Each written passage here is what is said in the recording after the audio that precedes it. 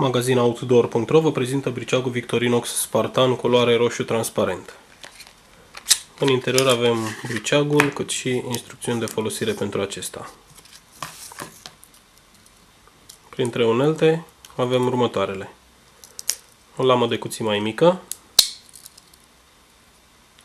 o lamă de cuții mai mare, desfăcător de conserve cu șurubelniță dreaptă în vârf, desfăcător de cutii cu șurubelniță dreaptă în vârf și dezizolator de fire. Pe partea opusă avem târbușonul și perforatorul. La unul din capete briceagul are inel pentru chei, scobitoare și pensetă. Pentru acest model de briceag, separat, se poate achiziționa una din cele două modele de tești disponibile, neagră și maro.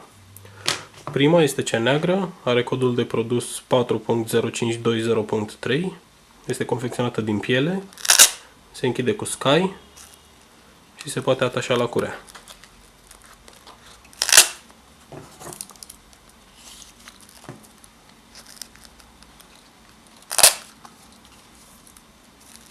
Cel de-al doilea model de tacă este cea maro, la fel se închide cu scai, confecționată din piele și la fel se poate atașa la curea. Aceasta are codul 4.0533.